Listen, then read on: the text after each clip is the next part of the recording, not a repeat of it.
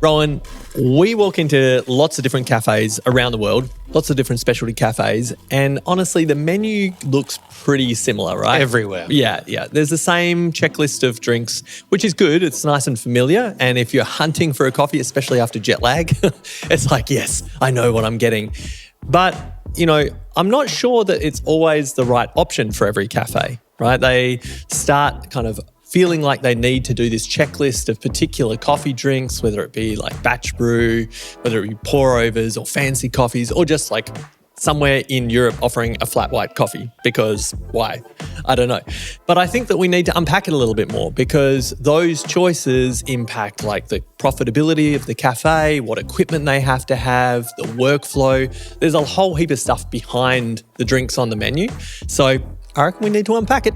Absolutely. And guess what? We've brought in the perfect person to do that. Today's guest is Jack Simpson, 3-time Australian Barista Champion, representing Axil Coffee Roasters, one of Melbourne's most influential specialty coffee roasters.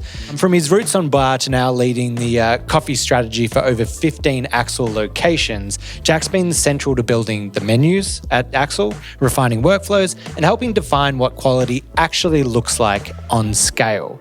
So today is part of our Creating a Coffee Menu series that we've been doing, and this one is creating the cafe menu. So we'll be looking at what beans to buy from your roaster. We'll be looking at what drinks you should offer and what gear you should have on the bar.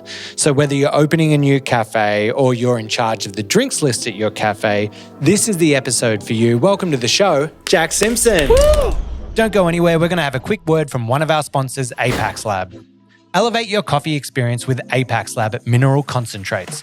Apex Lab's precision-engineered formulas, including tonic, jam, and lilac, are designed to enhance the coffee's natural flavors. It's not going to change it, it's just going to enhance it. It's going to bring out the vibrant acidity, the rich sweetness, or if you use lilac, it might bring out those delicate floral notes that you've been looking for. Trusted by world-class cafes and even barista champions, Apex Lab helps you unlock your coffee's full potential. Discover more at apexlab.com. Wait, where was that again, Sonam? The internet. Oh, okay. Thought he was going to say the website. Thanks. Today's episode is brought to you by our amazing sponsors at Eco Barista. The reason I sound like this is because they got massages at our stand at Mice, and so I'm getting a massage while recording this message for you. They're the best sponsor of the pod that we could have had. They have the best eco products. This probably sounds really pornographic, but it's not. I'm just getting a massage. They have the best eco-friendly coffee products. They got coffee bags that you can design yourself. They got cups. They got iced coffee cups. They got everything you need. So make sure to support them because they support us. Head to ecobarista.com.au and get 15% off your first purchase when you sign up. Oh, mama, that's good. Thanks for the intro, guys. Appreciate it. Good to be back. Yeah, absolutely. Lovely to have you back. And as everyone knows, I'm your co-host, Rowan Cook. I make coffee on the internet. And I'm Ben Bicknell, and I judge people like Jack. And together we are It's Just Coffee! The show for people who know it's never just coffee. Coming in hot, I just wanted to let you know, so you're going to compete in the World Barista Championships. Again, very seriously. I have someone in the know who's actually got the odds running on that, and you better win this year because pressure's on. I actually have a $10,000 bet on you at 4.1. So That's not much money for you, right? No, well, I'm going to be walking 41,000 walking away with isn't bad. Yeah, nice. So I want to make sure that you've been training hard. You've got the routine down because even though, it's okay, it's a bit of money running on this one for you. All right. Well, I've been training hard, so I'll do my best for you. Okay. Thank you very much. I think the numbers there don't even compare against his boss's investment numbers. So Dave might be like, you better be. Doesn't match that pressure for sure. Yeah. He's like, I've put a bit more in than that, Rowan. Yeah. Now, for anyone that's been living under a rock, can you tell us who you are and tell us a bit about Axil? For sure. Yeah. Well, I'm Jack Simpson and lucky enough to win the last 3 Australian Barista Championship titles. Not luckily enough, skilled enough, I will say. It feels like a bit of a blur, to be honest. I think my whole coffee career, I've looked up to barista champions and wanted to get on the stage and hopefully one day make the world championship. And the last few weeks I've been looking back and it's hard to believe that I won the last 3. Very, very stoked about that. But aside from competition, I've spent the last 9 years at Axil off and on. with a little bit of travel in between. And yeah, I guess my life evolves around coffee in some way or another, basically my whole adult life. So yeah. Nice. You started in a bakery cafe, right? Correct. That's where you got your coffee kick in? For sure, yeah. I started when I was 16, making some coffees and wasn't very good, obviously, back then. But yeah, got hooked and took some time. I started my building apprenticeship. So I did that for 3 years in between, and coffee was always a highlight of my day, and always had that interest. And eventually, I just had to make that switch, and that was my career. Was the bakery cafe, was that the classic, how do you pair the perfect vanilla slice with a great coffee? No, not at all.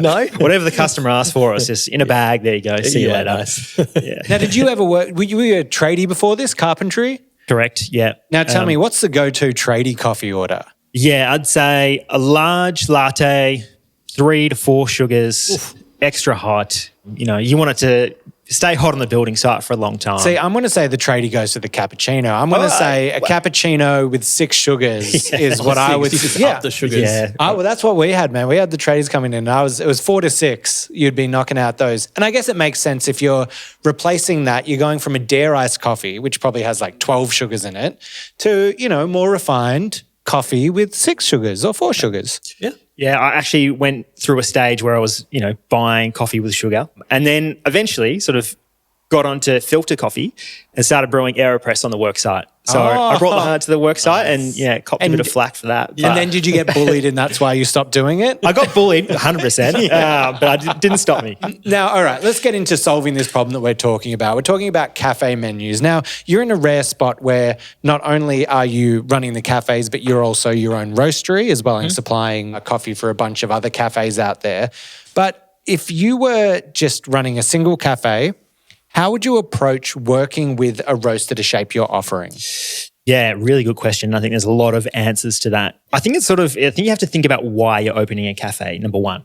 So, is it to make money, or is it to serve the best coffee you can and be the best cafe in Melbourne, Australia, or wherever you are in the world? So I think it really depends on, why you're opening that cafe, which is really going to help you answer a lot more questions. Yeah, like I see all sorts of cafe owners come to Axil and, want to connect with us, and some are, really high-end specialty and want to do some really interesting things on the bar. And then there's cafes that are, in a hospital and they do, 1,000 cups a day, or in the CBD. So it really depends. And I think, we're in a very lucky position here where there's a lot of good roasters around us and a lot of good options. So I think picking a roaster that really aligns with your values and why you chose to open a cafe in the first place.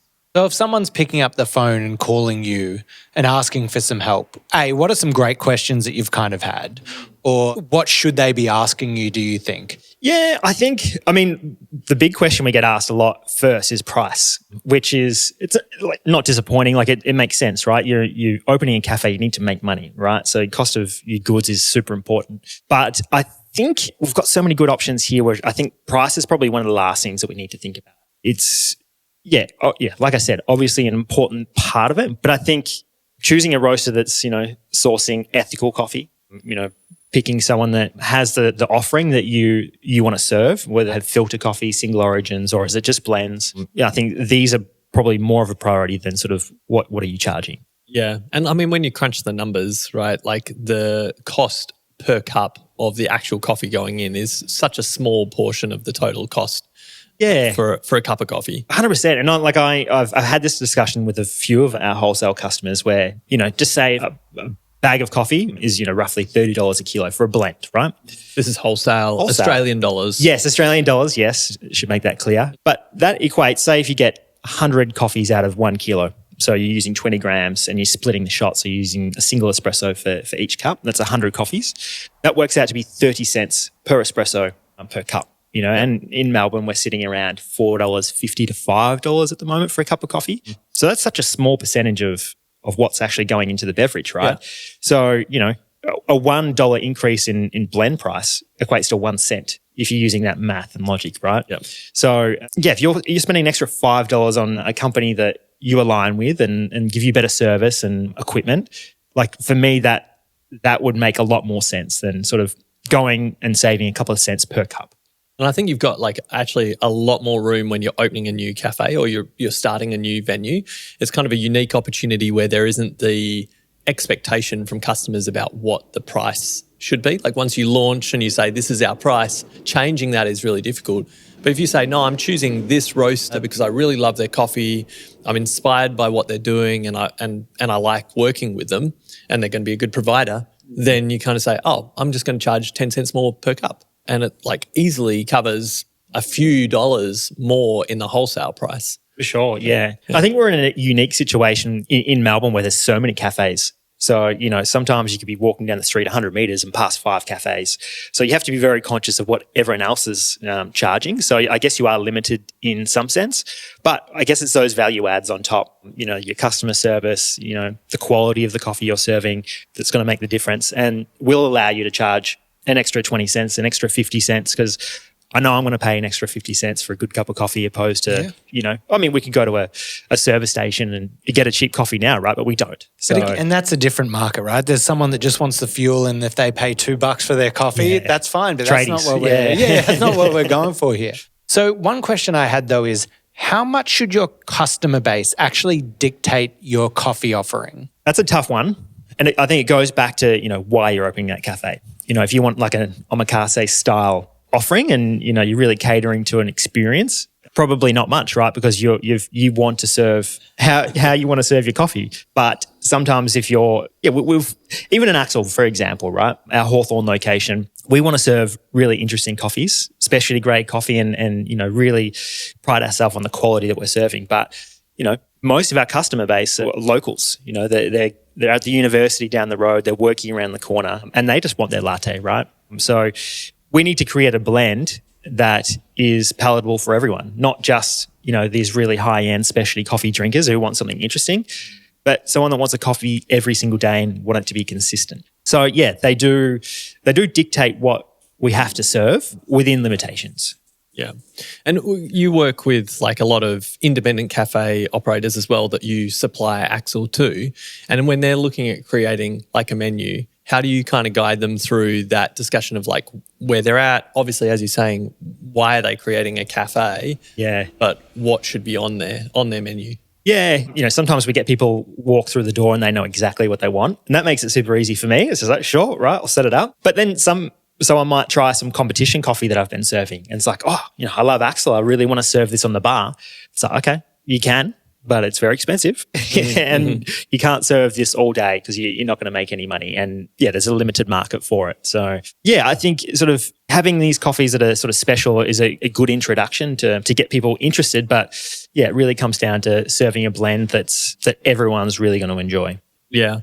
And I think we've been talking a lot about this with different cafe locations and cultures around the world as well. Like obviously Australia is one particular pocket, but all of these different regions and even tapping back into the Future of Coffee report that we were talking with Jets from La Mazzocco about previously is like what kind of hours and kind of customer interactions you have. So is it an inner city location that could do evenings? You might actually want a different kind of menu on your coffee offering. Is it a really hot kind of environment if you're traveling through Southeast Asia? You know, if you're in Thailand, some of their cafes are doing incredible kind of iced coffee drinks.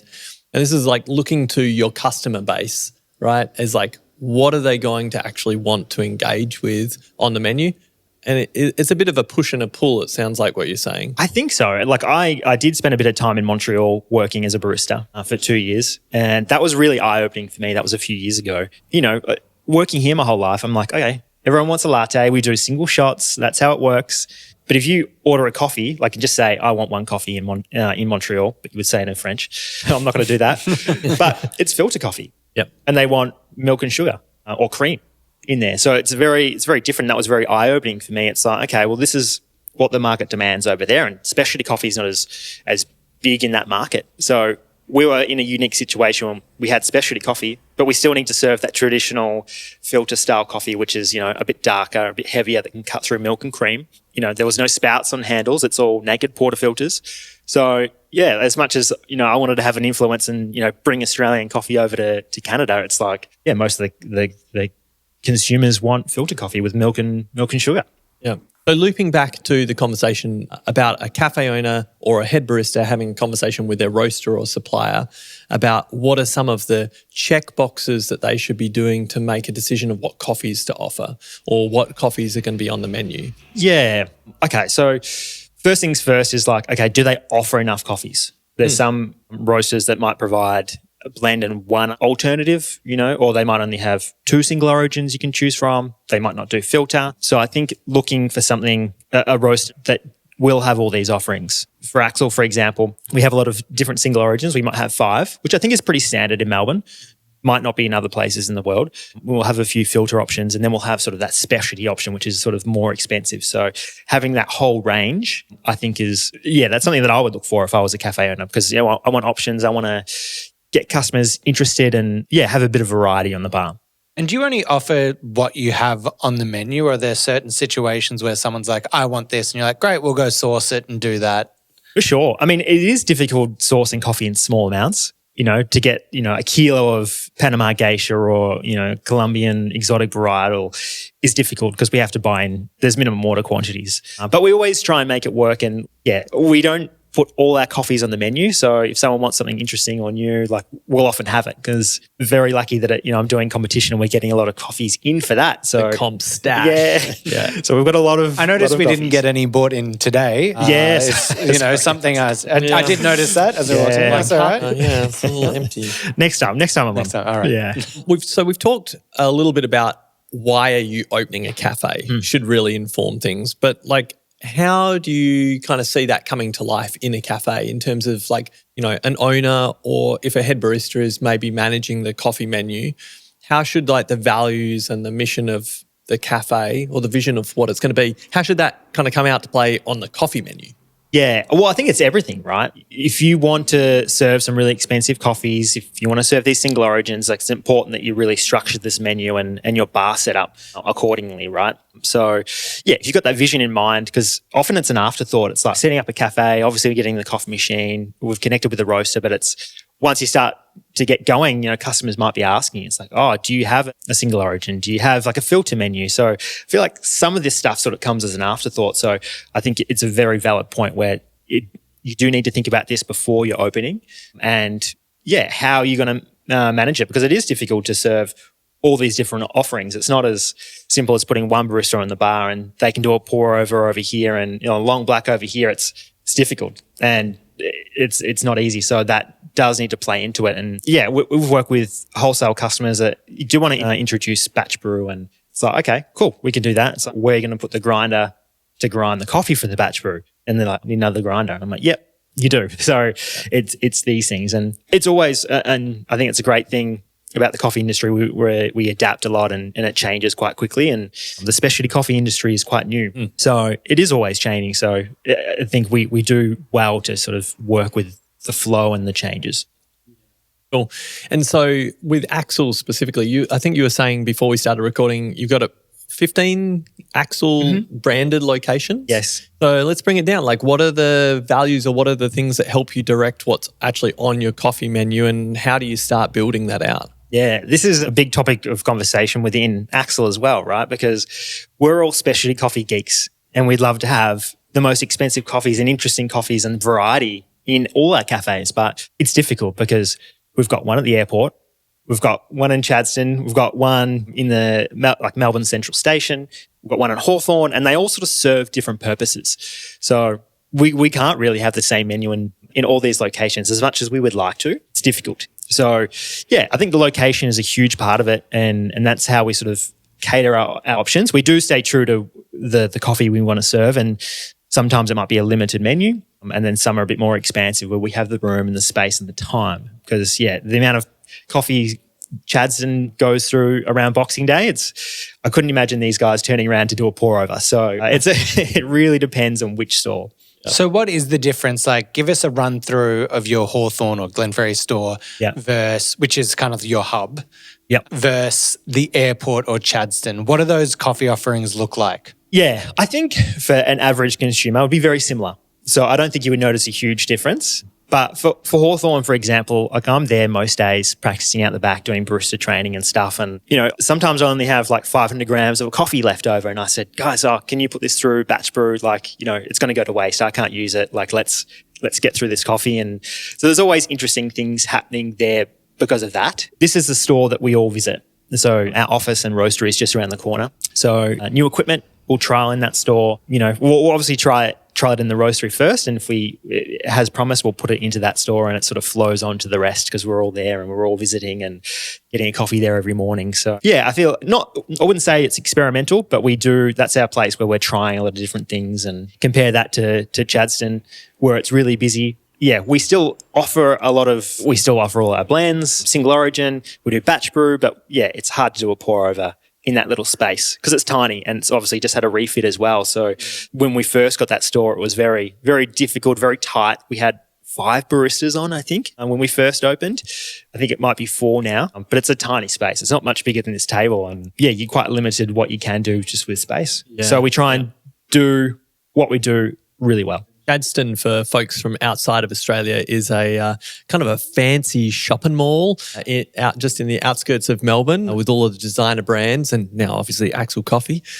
Yeah. So kind of an interesting demographic and customer base there. But you're saying it's kind of defined a little bit by the physical space and then also the customer demand. For sure. Exactly. And yeah, it's just rather than having 10 things to concentrate, we have 5 things to concentrate on and we try and do it really well. And that's a tricky thing with having 15 stores. We try and keep that standard across all our cafes. And I like to think we do. We've got some really good head baristas in all stores and management that are overseeing these cafes as well. It's a difficult job. And yeah, whenever I visit all these Axil cafes, I feel like I'm getting a very similar standard of coffee. So the guys are doing a good job.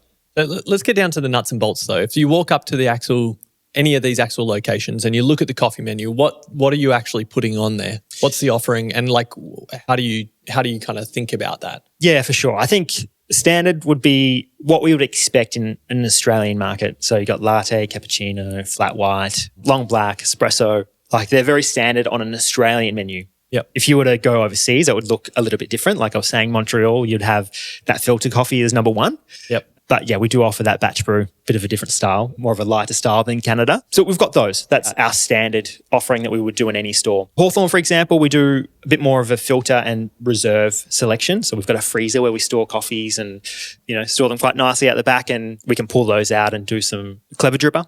We use a clever dripper opposed to a fully percolated brew. So we can jump off the bar, put a clever dripper on and then go back to making espresso. So that's for a single serve kind of filter coffee. Correct. Exactly. And that's just for mainly efficiencies on the fact that you can have it sit with the immersion. Bit of both. Like we like this brewer as a company. We think it produces really good coffee, but also it's very efficient rather than standing over a pour over and any sort of with no flow control. It's very time consuming. Yep. So added bonus of, yes, we can pour it, walk away, set a timer, come back and then release the steep as well, which is, we can still offer these really crazy coffees in a single serve style while being busy. Yep. Nice. Okay, so we've got all of the classics of flat white latte, cappuccino, espresso. We've got single serve pour overs done through the clever coffee dripper. And you mentioned batch brew as well. For sure. How do you kind of see batch brew in the coffee menu? Yeah, it's changed a lot. When I first started, I don't think Axil did it when I first joined the team. It's a pretty new thing in Australia generally. Yeah. And when we first got it, we would make one batch in the morning. We wouldn't really get through it and would be serving it to customers that were having long blacks and say, hey, try this. Like this is a bit of a different style. It's a bit faster. See what you think. Fast forward 10 years, it's really evolved. And I think I don't know how many litres we do a day, but I don't know, around 15 litres, I reckon, at Hawthorn. So it's a lot. So yeah, we do put interesting coffees on there from time to time. Sort of when I say interesting, like competition style coffees. Always interesting coffees. But yeah, we are putting through some single origins there. We obviously roast differently for the batch brew, more of a filter style than espresso.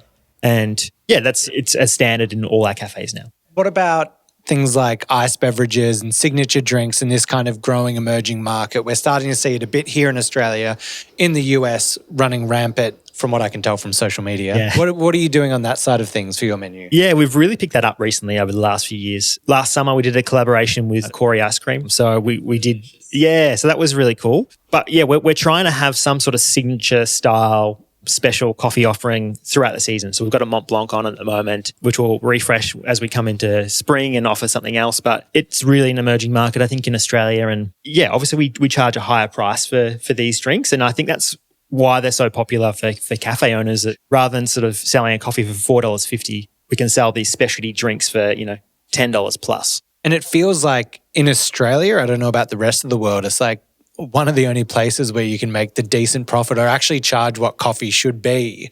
Is for, cold coffee with cream on top, you can charge $12 instead of $5 for an espresso with steamed milk added to it. So it seems like somewhere where you can make money. But I also think it just offers that point of difference that we're talking about. If we're saying here today that cafe menus look the same around the country, having those point of differences, especially with social media and word of mouth, no one is going to post a reel or a TikTok about a flat white at a cafe, but they will do it about a Mont Blanc or a Dubai hot chocolate or something like that. So it also offers that ability to be more visible, I think. Yeah. I think, especially what you mentioned there, social media is a huge one. I don't know what your feed looks like, but mine has a lot of these drinks coming through, and you sort of connect with that cafe and it's like, oh, I really want to try that. And as sad as it is, it's hard to get that connection with a flat white, right? As much as I'd love that, but it's quite eye-grabbing and attention-grabbing and makes you want to visit. Well, if you want a hot tip, we just had a video go absolutely bonkers. I saw a nonna on TikTok adding limoncello to her espresso. So I guess like a Corretto. Yeah. We did that. 1.4 million views on Insta. Get it on the menu. I want to see it there. The nonna's limoncello. Get all the nonnas in. Yeah, get all the nonnas in. Yeah, it's reading your demographic. Yeah, exactly. But I think it is interesting with the emergence. There's a lot of studies and trends showing like younger generations as well wanting to engage with coffee in particular, with those fun, kind of creative, different drinks that aren't like necessarily purist coffee things, but really exciting. So again, read the room. If you're sitting next to like a high school or a university crowd, you might want to kind of pop some of these on the menu and really engage with people. For sure. And I think like if you look back 10 years, there would be syrups on every bench. You could walk into a cafe and say, I'll get a latte with, vanilla syrup or whatever.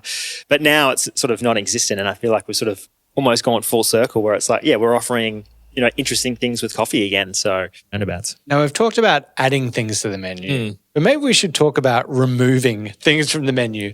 If there was one coffee beverage that you could remove from a menu forever, what would it be? There'd be a couple. I mean, I'm not a huge fan of these signature drinks. Like, as much as I know, we just be full 180 reversal there. Yep. They're good. I understand why they're on menus.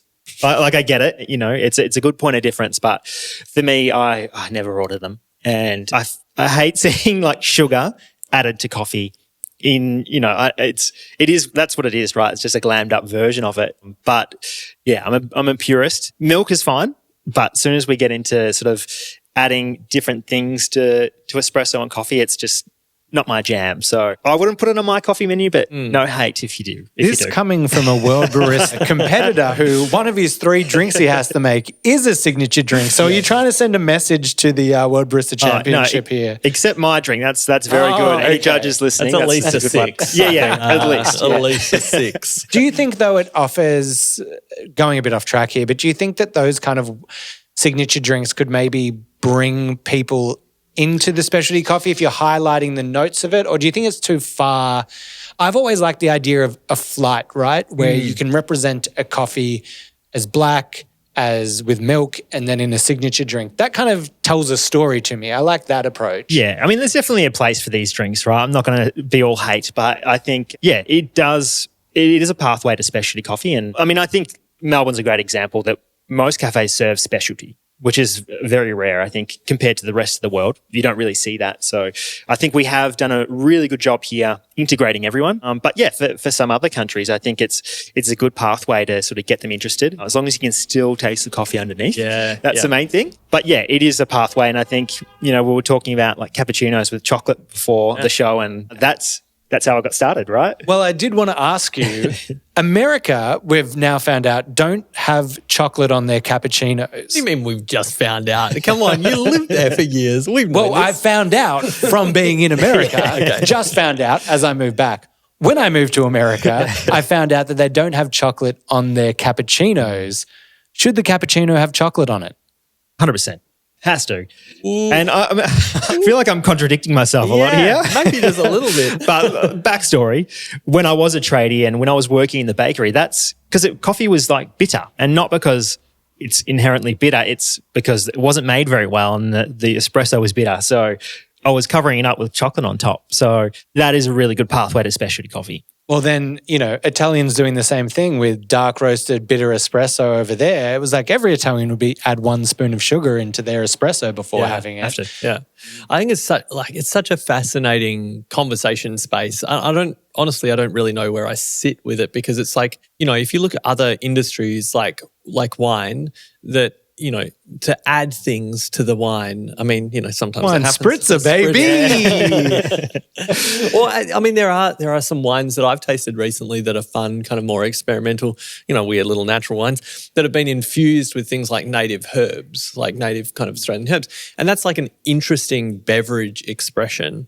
But definitely if you talk with any purist, about the wine, you're starting to steer away from exploring the philosophical exploration or the aesthetic exploration of like, what does that variety or that location kind of taste like?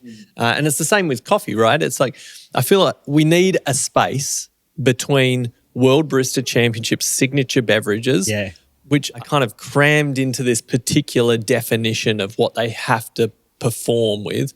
And then like what we're saying is like, the big iced frappuccino kind of signature drink in cafes. We need to find somewhere in between that allows us to explore flavour, I think. Well, what do you guys think about infused coffees then, or like co-fermented coffees? I really like the space. Do I like drinking them every day? Maybe not. But I think this is a deeper conversation, right? Because there's producers on the other side of the world that are making a living through coffee production, and I hate hearing people say producers shouldn't do this, shouldn't do that. And it's just like, this is not our space to tell them what they should or shouldn't be doing. So if you like infused coffees and you like that style, go for it. And then if you don't, that's okay too. But I think it's hard because, it is a space where obviously these coffees are still, grown really well. They're still really high quality coffees, but it is a way that they can add an extra, $10, $20 per kilo onto the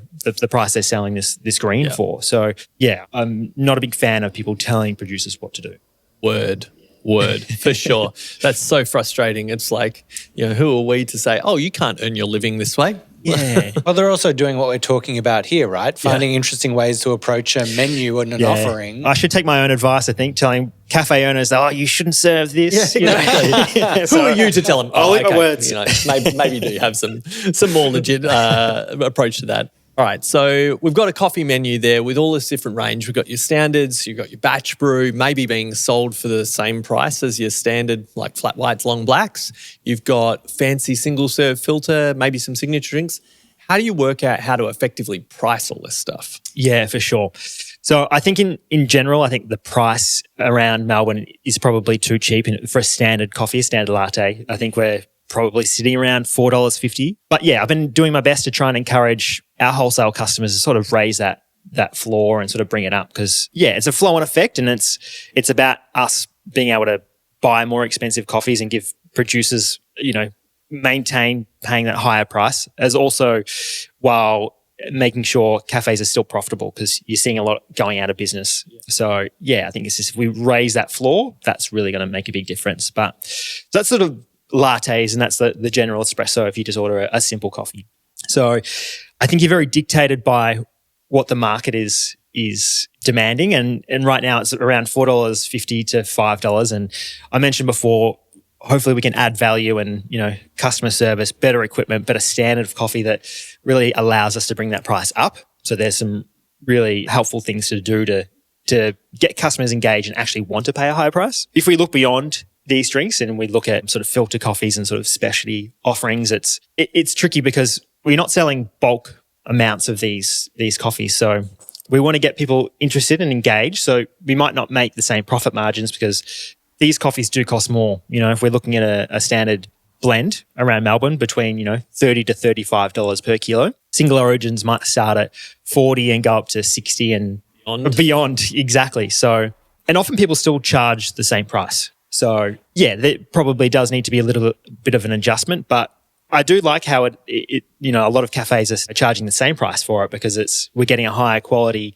coffee and it's getting people interested in specialty. So I think that's a bit of a tick. If we look beyond that again, where we have really these high-end lots, that's a really tricky one because, Best of Panama, we just saw a coffee sell for 30,000 USD. Yeah. So, I mean, how do you even begin to price that for one cup? What's that? $1,600 per espresso. Is that about right? That sounds about right. Yeah. So it's a tricky one. And at Axil, from our experience, we've done a few different things where we've priced it with a bit of a sliding scale. I won't get into too much detail about that, but still making a margin, but obviously not as much margin if it was a slightly cheaper coffee. We've had some where we don't make any money at all and we just cover costs. And then there's some that we actually lose money. Like I was saying before, I might have a couple of kilos left over and it's, let's put this through the bar because I don't want this coffee to go to waste. And I can't sell it retail because it might be 2 weeks old and I've used it for competition. So it's like, okay, what can we do with this? So rather than us take it home and enjoy it, we just put it on the bar and serve it for a day. And hopefully, we don't add any extra price to it. And hopefully a customer will come in and be like, whoa, what was that? And ask questions and start a conversation. So yeah, it's a tricky one, but I guess that's how we approach it. Yeah, I mean, there's a great side there you were talking about earlier. Why are you starting a cafe? What is the goal? And obviously you have other areas of your business where you can make money, but I'm sure part of it is the love of coffee and sharing that and getting people into specialty coffee. So it's interesting how you can look at your pricing models as a cafe to say, where should I make money and where am I just doing this for, the love of coffee? Yeah, exactly. What the purpose of those beverages on the menu are.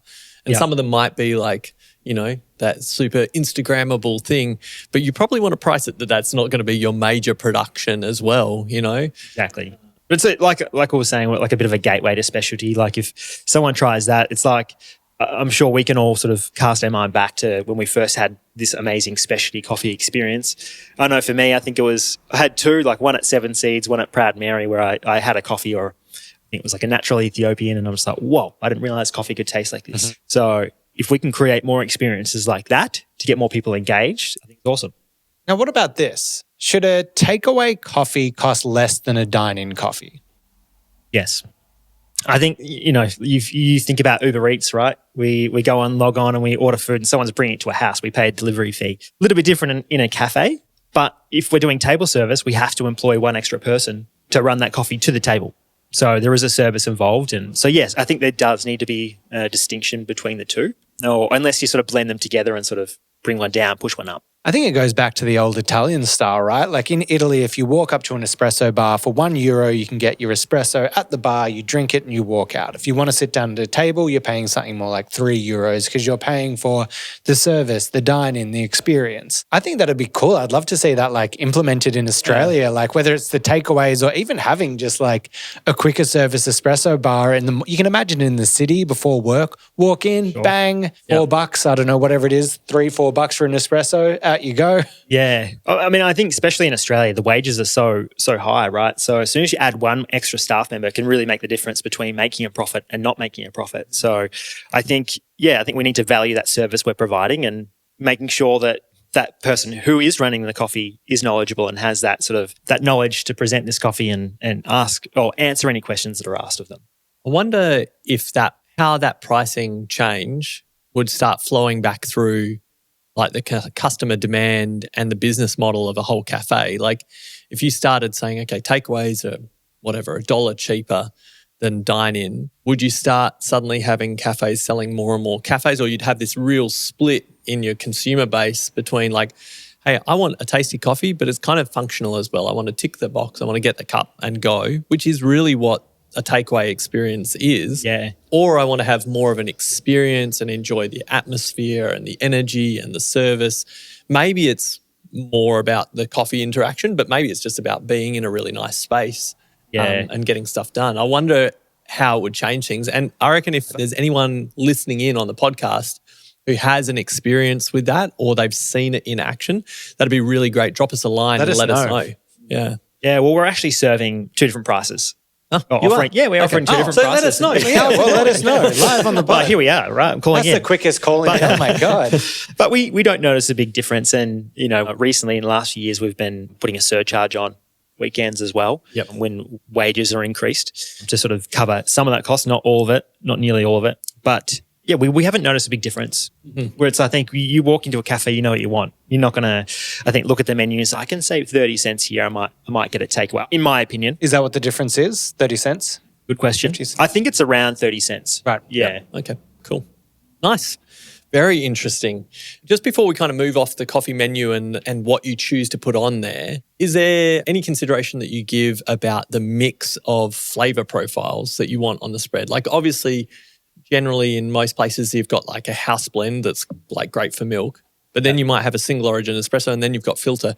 Are there ways that you're considering or recommending that your wholesale customers consider like mixing up naturals or washed or, particular approaches? I think it's super important because we've actually had people come back with a coffee, not so much these days, but I did see one recently that it's a natural Ethiopian or a natural style process.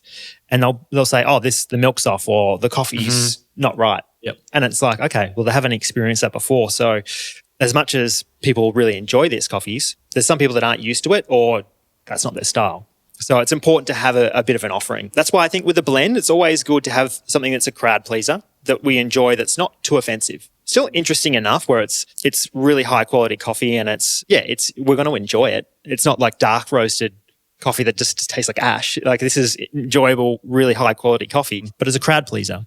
And then I think that's where you have room to offer a single origin that's a little bit different and, have that communication with your customers that, hey, this one might be a bit funky today. It's an infused coffee. It's, or it's more of a clean style. And we've noticed that when I was managing the cafe in Hawthorne that, I'd have these interactions with my customers every day and we rotate them often. And they would always ask, what's the single origin? How's that taste? And, these are guys in suits that first came in with their laptops and didn't really ask questions. And then over time they noticed it was different. And I would say if we're talking about the offering in that, looking at your staff and how they can educate their customers is a huge one. I wouldn't say, if you don't have the staff that are able to communicate with the customer readily about it, don't have a crazy funky coffee on the menu because a lot of the times it might come back, this tastes off or there's something wrong with this. Yeah. Unless you have the barista to sit there and go, now this is the processing method. So it's going to taste like this and it's going to taste like that. And they're like, oh, okay. Even if they don't like it, they're going to be like, yep, that's what it tastes like. For sure. And it's a difficult one for cafes, I think, because in hospitality, the turnover is quite high. So as much as you've got a solid team, like the turnover of staff is quite high. So the educating your staff is a constant, not a battle, but it needs to be in the front of your mind all the time to keep your staff educated. And it's also very challenging because most of the customers that walk into our cafes just want a coffee it's a convenience thing. It's like, I want the caffeine. So as a waiter or a waitress, you walk to a table, it's like, okay, do I unload all the specialty coffee knowledge I have? Or is it a transaction where I put the coffee down and walk away? So it's challenging for staff as well. Yeah, you got to read the room, and that's a tough skill. It's definitely, so much of this comes back down to thinking about your customer, what they're there for, what they want, what they're going to react to. And there's a self-selection, right, in the beverage types. And it's very generalized. But the Australian market is different to the US market, the European market, and different countries around Asia of like what the beverages mean to different kind of consumer groups. If you say, again, batch brew, like in Australia, I would still say that batch brew is being engaged with predominantly by people who are more interested in coffee, right? Whereas in the US, it's the flip side. It's the default. It's the basic. It's dark. Add milk to it. Add pump of vanilla. Yep. So it's not exactly a hot take here, but I think that batch brew is being underutilized in Australia for sure because people are just tick boxing it and putting on something that's like, it is a crowd pleaser, which is nice. It's kind of good and reliable, but you're actually talking to a more engaged consumer group. So, and to add on that as well, I think, some cafe owners are putting it on as like a bit of a check, right? Yeah. It's like, I've got the batch brew, but then they're not really serving it that well. So bad. In the sense that like they'll put it on sit there for hours. Yeah. And like a batch brew can be amazing. You can serve some really high quality coffees through a batch brew and it can be some of the best coffee we've tried. But yeah, if it's sitting there for 4 hours, and then you're getting something with a press pot that the coffee is coming from the bottom and it's not mixed in and integrated, it can be not a pleasant experience. So, well, a lot of the times, to your point, batch brew orders would be filter coffee nerds who just want a coffee quickly. Yeah. So you want to have that offering. Yeah. Cool. All right. Well, I think we've kind of covered the coffee menu a whole heap. Let's talk a little bit about the functionality, right? So the coffees that we choose to put on the menu have a flow-on effect on the bar, right, in terms of the physical space. For sure. 100%. What are some of the top considerations you think a cafe owner needs to understand when they're putting a coffee option up to what it's going to play out or what they need to incorporate on the bar? Yeah. Two things, I guess, speaking from my perspective and people engaging with us to sort of start using us as a wholesale supplier, a lot of the time they're buying existing cafes. So they've got restrictions of this is how the cafe looks. Unless you want to dump 30, 40 grand to redo the bench and the equipment, it's difficult. You have to work with your constraints, right? But if you get a brand new cafe and then someone's got a blank slate and they've contacted us early enough, it's really good to have that input. And that's the other thing. Sometimes they've built it from scratch and it's already there. And then they engage us and, I'm looking at the bar and I'm like, I would have done that slightly differently, but you sort of have to, not say much. It's already done, right? But you can make any space work. And I've seen cafes, operate in a really tiny area in a train station or, office tower and done a really good job. And sometimes you'll walk into cafes that have meters and meters of bench space and do it well. So yeah, I think it's just really thinking about how you want to serve coffee. I always like a big, long, straight bench because it gives you lots of space to work with. But yeah, sometimes you're just not granted with that. So you got to work with what you have. Sure. So what would you say, like if we just talk layout, what are the biggest considerations for where you put your different equipment? Yeah, I think coffee machine number one is, okay, if you're thinking about a brand new setup and you can control everything, you'd put the coffee machine on the bench sort of in a sort of semi-central location where you can engage with customers walking in the door. It's not tucked around the corner because that's a big thing, I think, barista engagement with staff coming in. So you don't want to hide it. It's the centerpiece of the cafe, right? So put it somewhere quite visible. Always need space to one side as a pass to serve coffees and that, you don't have floor staff walking in and out in that little space. So it's sort of dedicated to pushing coffees out. Yeah, very standard setup, coffee machine, grinders on one side, batch brewer. And so it's all flowing in one direction. You don't have, if you've got multiple baristas, they're not crossing over each other. That's a big one. So just having that flow where you don't have to do that, I think is really important. But yeah, if you inherit a cafe that's existing, it's sort of, okay, you got to work with it. And sometimes we upgrade equipment. So we'll have a cafe owner come to us and there might be an old coffee machine that's 10 years old on the bench and we want to replace it. Drainage, power, things like that. It's like you can't actually move a machine that easily because you need to have all these things in place. Drainage is a big one where someone wants to move their coffee machine and the drain pipe runs, flat, parallel on a bench and then down and there's blockages. So the old fridge under the espresso machine thing, the underbench fridge is like, oh man, that drainage is running flat. Yeah. So, I mean, first of all, it's that speed of service and the flow. And then other considerations is like, you're talking about the drainage and where you're going to store things. You don't want to have your takeaway cups out the back. You want to have everything ready to go. So it's a quick service. What about things like different grinders and that? Because I swear I'm in some cafes where I'm like, okay, there's a EK behind the bench. And I'm like, these guys are making 5 pour-overs a day or something. Like, how do you approach that when you look at it? Yeah, it's a tricky one because, a lot of people do want that EK sitting on the bench just as a bit of a status, right? It's like, oh, we're specialty. We have an EK. But it's not always necessary. And there's a lot of good options that aren't $5,000. You can get grinders that are, half the price and you'll produce really good coffee that's more suitable for your venue. They're designed as a deli grinder, kilos and kilos of coffee, which you don't really need to do. So there's plenty of different styles of grinders in the market. A lot of good ones, a lot of bad ones. So I think, if you're connecting with a roaster, it's always good to get their advice because it's one thing to buy a grinder off the shelf and get the sales pitch. But, I think having someone that's lived that experience of having a grinder on the bench for 2 years, it's like, okay, what's the most annoying thing about this grinder? What would you do differently? Would you put this in your own cafe? Always good questions to ask. And what about automation. Are you bringing automation into any of your cafes and how you're running? For sure. Big ones, the Uber milk or, a different style of automatic dispensed milk. That's sort of, you're seeing it in a lot of cafes now in Australia.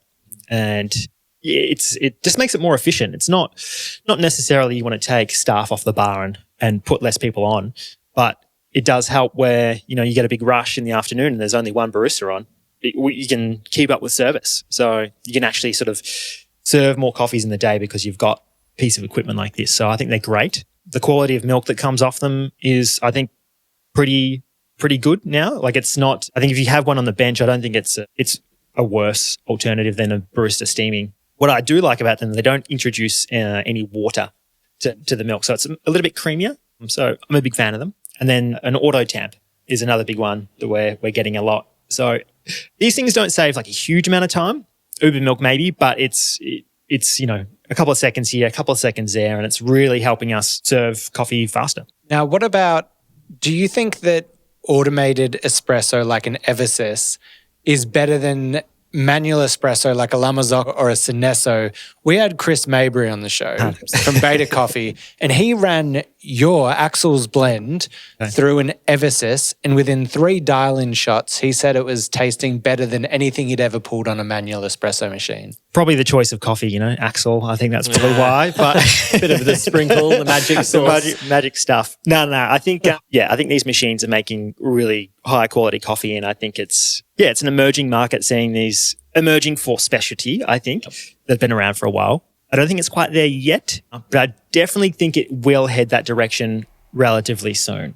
But no shade on Chris. Chris is a great guy, but yes, I don't think it's quite there yet. Well, he did admit it's beta. It's a testing ground. It's a test. He's like, I don't got all the answers. I've just got ideas. Yeah.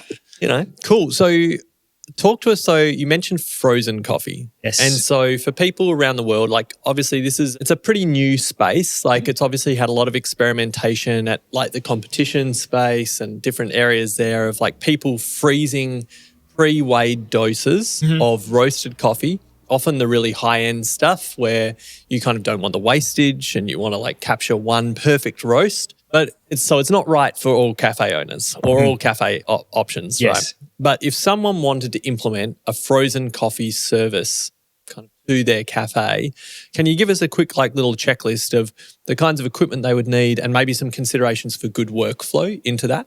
For sure. Yeah, I think freezing coffee is an amazing thing, and really seen, it really take hold and a lot of people do it in the last sort of 5 years. I've been doing it a lot with competition. I'll put coffees in the freezer and I'll bring them out later dates, compare roasts and things like that. It does have an effect on the coffee, not always positive, but I think if we're talking about having longevity with some of these roasts, and especially if they're really expensive coffees, we can serve them for over months rather than sort of a specific window that we think it will taste good in these 2 days. We can now do it for months. So I think it's a really good thing that I'm seeing being implemented in cafes around the world. Feels like it makes it more sustainable for smaller offerings as well, right? Like you can spend a bit more money knowing that you can offer it for longer. Yeah, exactly. So I think it's great. But I think there is really some important factors that you need to consider when freezing coffee. So big one that I always say is headspace with what you're storing it in. So if you just store it in a bag or Tupperware. a Tupperware container with a huge headspace, it's not ideal. You've got a lot of moisture in there that's sort of in contact with the coffee and still oxygen sort of working around. So what I like to do, if you can, is sort of vacuum seal it. So try and take all the oxygen and any sort of moisture that might be in that bag out, and then freezing it like that. That's always worked for me. Or you see these little tubes. You might see them in cafes that baristas have them already in single serves. They're great as well, as long as it's sort of filled up to the top.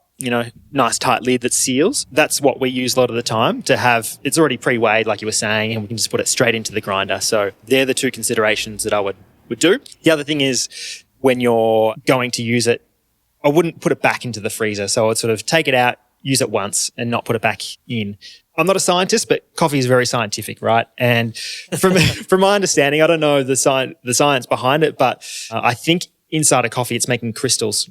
And so the little moisture that it does have in there, it's affecting the cell structure of the coffee. So I think if you're making crystals and it's expanding inside the bean and then defrosting and expanding again, I think if you compare it to a lettuce, if you put a lettuce in and out of a freezer, it's not going to fare very well. If you did it twice, it's going to be sort of a sloppy mess. So I think that's probably happening with coffee on a smaller scale. So always like to freeze it once, take it out, use it. So yeah. And so you're talking about like, okay, we've got our super special coffee that we've just ordered from Axil. Yep. We single dose it into like little canisters with minimum amount of air. And then we're putting it into, is it a chest freezer, a drawer freezer? Like how do you actually do it in a cafe? Yep, we've got a lot of freezers. Yeah. And the chest freezer is always difficult because you can only sort of access the top layer. Yeah, so a bit of an arm workout. Yeah, for sure. So we've actually gone with the stand-up freezers. You can open, have different drawers and nicely labelled and very easy to access for speed of service as well. So that's what we're leaning to have those drawers.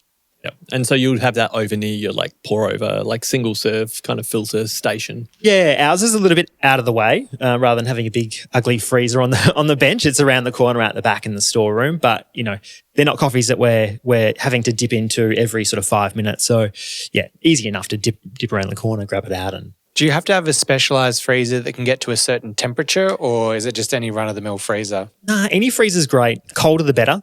And if you can freeze it faster, that's always good. So I think they typically freeze around, minus 24 degrees, and that always works well for us.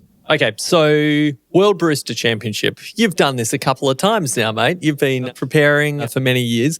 And one of the things we've talked about a lot with the WBC routines, they're not the normal everyday cafe environment at all. They're kind of a niche. But you do learn a lot of really interesting kind of techniques and approaches and even like mindsets for a barista. How have you managed to trickle those down into what you recommend a cafe operator does? Yeah, I think we do see a lot of innovations come from competition into the cafes, but we might not realize it when we first look. But, it's like the Weiss tool. Like we're seeing that everywhere. We're seeing auto combs on the bench, all different styles of Weiss techniques, scales.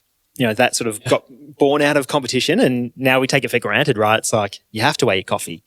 So things like that, they come out of competition. But I in terms of Axil, like I think we're really focusing on all these small details and, particularly roasting. That's a big one. And really getting roasted coffee and thinking about aging, storing, extracting, water, all these things that are important in regular day cafes. Like we're analyzing these to the next level. How does it transport? How do we store the bag?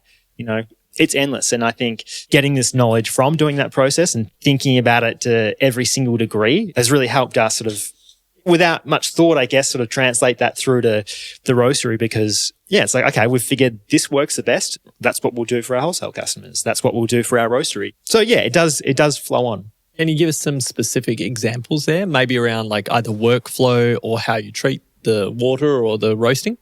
For sure. I mean, water's a huge one, right? And we went to when we first started competing, even now, we would try and grab water from where we were competing or close to and bring it back. Same filtration, and we would use a flow jet because they don't plummet in as well. So we would try and mimic what that would be in the competition setup. And we still do that now. I'm going through that process for water for the WBC. Lucky they give us specs and we can go through that process. So the big one is like you said, workflow.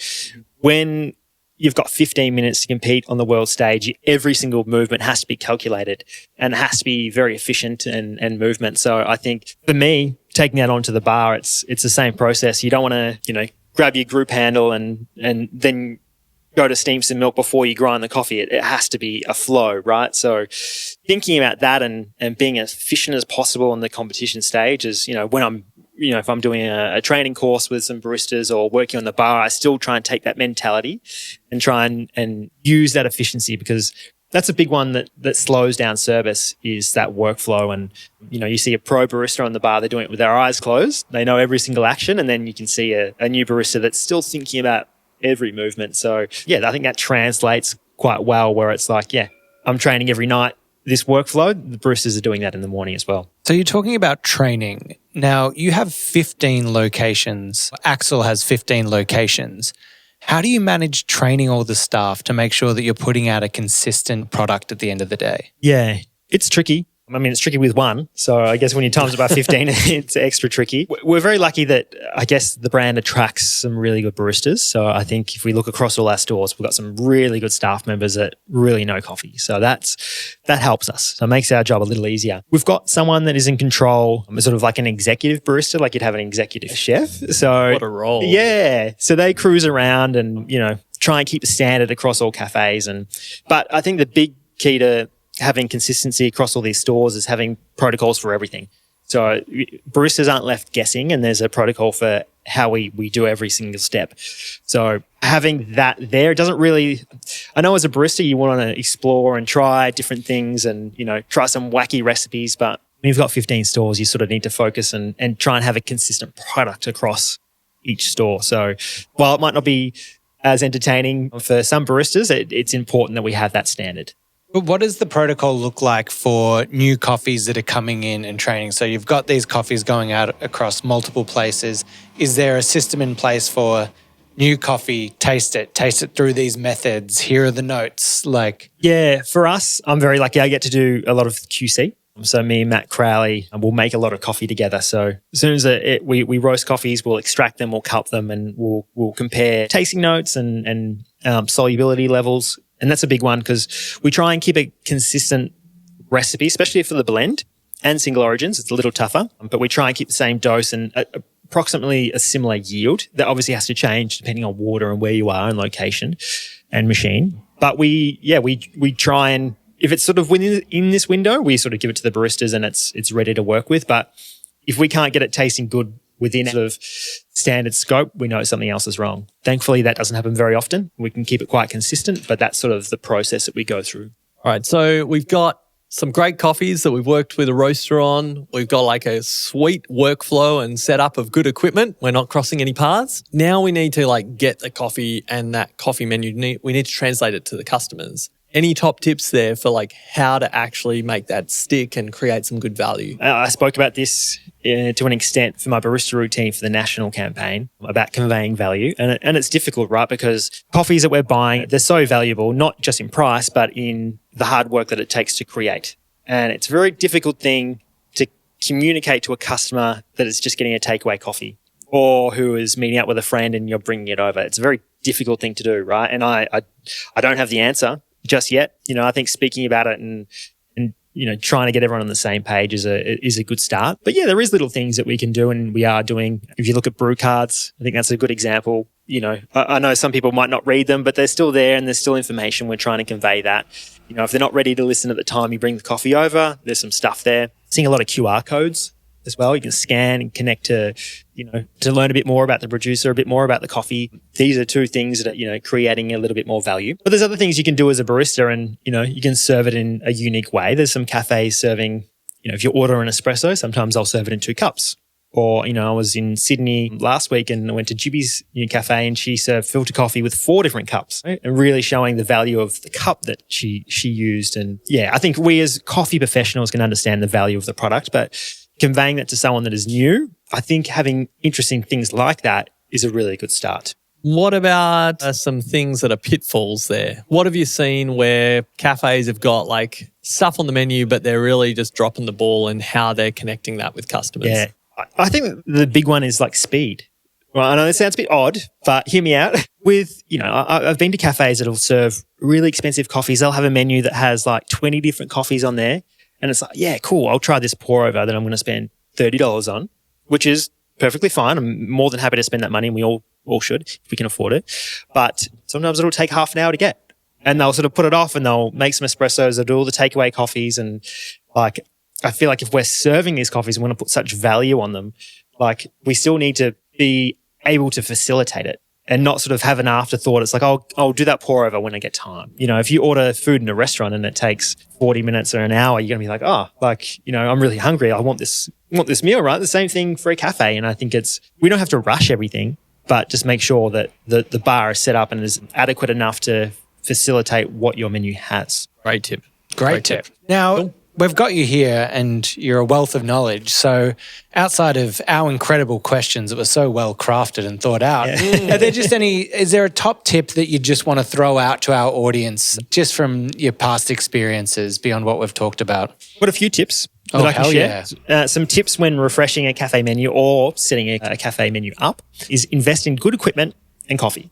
So I think that's overlooked sometimes, that people might cheap out on the grinder or, the coffee machine. But these things are critical in producing a world-class coffee. So there's some other shortcuts you can take when opening a cafe, but equipment and coffee is something I don't think you can really skip.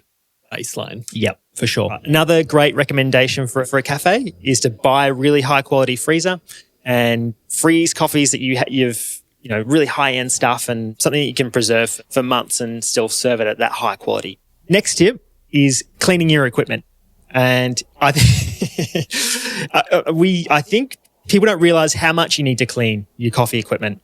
And I still have arguments with a lot of people, cleaning your screens, taking them out and cleaning them multiple times a day, not once a week. Your grinders, taking them apart, grinder cleaner. Like, I think we used to frown upon that as coffee professionals, and you need to take it apart and really give it a scrub. But grinder cleaners really absorb all these oils that you really can't remove, with a cloth. So still take your grinder apart, but using products like this, I think, is a great tip, and it's going to make your coffee taste so much better. Another great tip is educating yourself about the coffees that you're serving. The amount of times that I've gone to cafes and people serve an espresso, some people might not even know the coffee that they've just served me. So I think it's really important, if we're serving a product that we know, we don't have to know the life story of the producer, but, knowing something about it, I think, is always important to share with a customer. Yeah. It's a classic when you go into a restaurant as well and they're like, oh, yeah, here's the specials. And you're like, well, what does it taste like? And they're like, I don't know. Yeah, I've never tasted it. Exactly. It's like, drink your own coffee. I always tell the guys at Hawthorn, when you start your shift, go over, get an espresso, get a milk coffee, just try it so you know what you're serving the customers. Great tip. Next one is to buy really high quality milk. I see people with really good machines, really good coffee, but they might skimp out on the milk component. And I think that's really critical. We've got some of the best dairies in the world, probably the best. Sorry for everyone overseas, but yeah, let's utilize these producers, because they put a huge amount of work in to their production as well. And we've got some really good offerings in Australia. So I think you tap into that. It might be a little bit more expensive, but it's worth it. And you're going to sell more coffees because of it. And that includes full cream and alternate milks as well. Yeah, the next one is sort of think about the cups that you're using as well. So often I'll get an espresso and it might be in a really old school espresso cup, or it might not be the right vessel. And like I was saying with Jibby, she was serving and she really crafted that experience. So not to say that we need to do that with every single coffee we serve, but really be conscious of, every cup is different as well. It could have different quantities or different size, right? So sometimes I'll see on the machine there might be 3 different cups, and they're all different quantities of milk and different diameters of cup surface as well. And that makes a huge difference. So really think about the quality of the vessel that you're serving the coffee in. That's my tips. Great tips. Great tips. Bloody great tips. There's almost like a series of hot takes. Yeah. Speaking of hot takes, yeah, I think it's time for an extra hot take with 2 sugars. Music's good. It's good. That's it. 5 sugars if you're a tradie. Yes. Well, this is an extra hot take, because I feel like when you have the Australian Barista Champion sitting with you, it carries a little extra weight. So, Jack Simpson, can you kick us off with your hot take? I'll be careful what I say here, but I guess my hot take would be, I think us as an industry are more focused on impressing each other than our customers. Yeah. And I feel like we need to make a shift. Yeah. Let's impress our customers more than each other and really get more people engaged into specialty coffee. And it ties into the value, where if our customers can understand the value of coffee, we're gonna sell more cups of coffee, and specialty coffee will expand and do better. Yeah, I love it. I'm totally on board. And in fact, I'm going to flow straight into my hot take, because it's very linked, that I think that we as an industry are kind of stuck and also kind of suck at introducing new coffee experiences to people. Like the models and the way that we kind of offer it out to people and find ways to engage with them really hasn't changed much in like a decade. And we need to find the new ways of like breaking that inertia so that we can actually create some models, because, you know, we don't want to beat them over the head with a big data dump on like, here's the altitude and the varietal and the processing method and things. We've got to engage with them, tell them a story, meet them where they're at and get them excited about it. Now, would that be Australian market or global market, that thought there? I mean, I hesitate. I don't want to speak for the whole globe of specialty coffee service. You should. We're doing hot takes. Yeah, we're listening. But yeah, I think that it's a predominant kind of part of like the specialty coffee movement is that we kind of went through this phase of introducing like freshly roasted stuff, freshly ground, then maybe a little bit on processing methods, but then it's kind of got stuck in like the channels or the touch points of how we do that.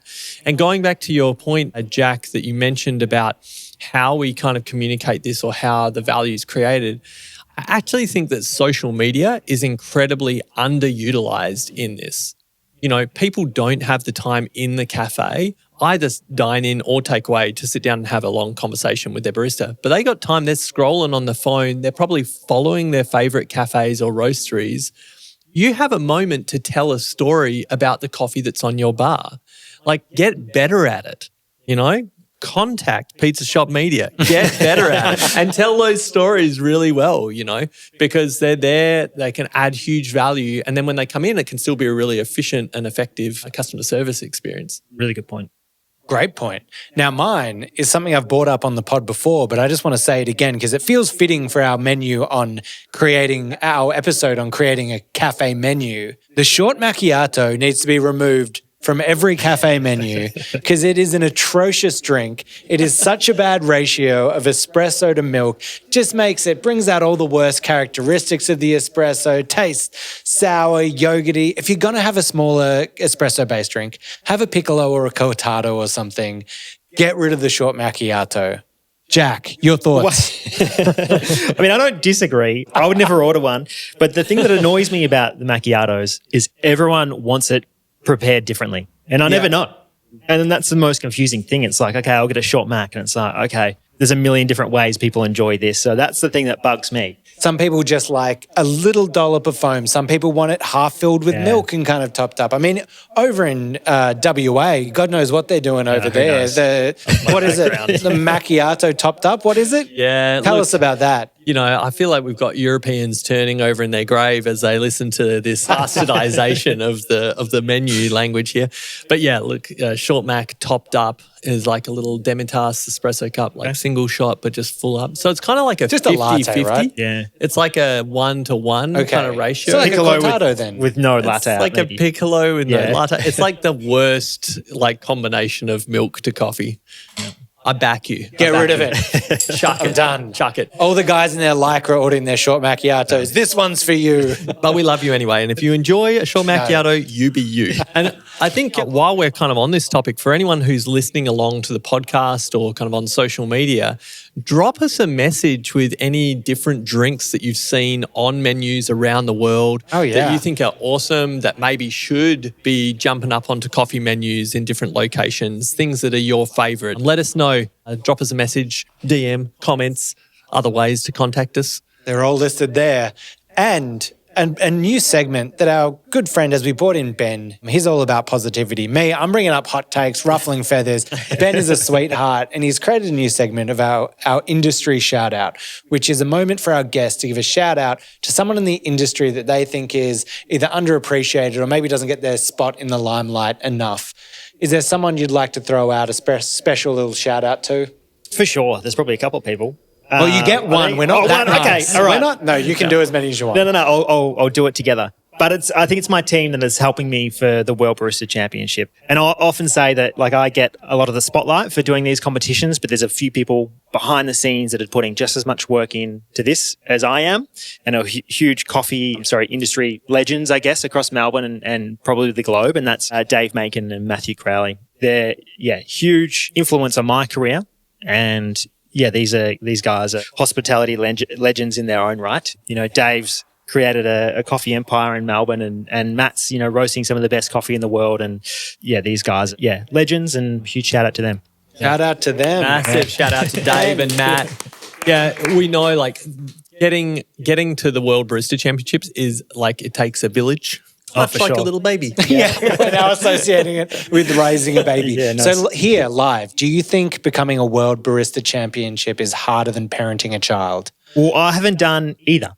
I don't know. Good question. Not sure. So we'll ask you again maybe in like 5 years. Yeah, sure. No, after October, you know. Yeah. Well, he's got to have a kid as well. So guess. I was We can kind of speed giving that him process time up, for I guess. that. Yeah. You can borrow my awesome. kid if you want a Nice, quick okay. little lesson. Just for a couple of months. Yeah. And I'll give it back. Yeah. Yeah, big love to Matt and Dave. I think, you know, what they've managed to support you with, but also like so much of the rest of the coffee culture sure. is pretty incredible. So, yeah, great Yeah. choice. And huge shout out to you for joining us live. Is there anything, you're doing a little tour at the moment? Are you heading to Adelaide? Yes, heading to Adelaide this week, but it's almost finished the tour, and we've had some really fun times sharing the competition coffee that I used for the nationals and sharing that with a lot of people. And that's something that we don't get to do very often as competitors, and share these amazing coffees. So it's been a real pleasure for me to be able to actually, you know, do the milk the way I do it, you know, serve the coffees the way I do on stage, and sharing that with a wider audience has been really fun. And seeing their reactions when they're trying some of these coffees is awesome, and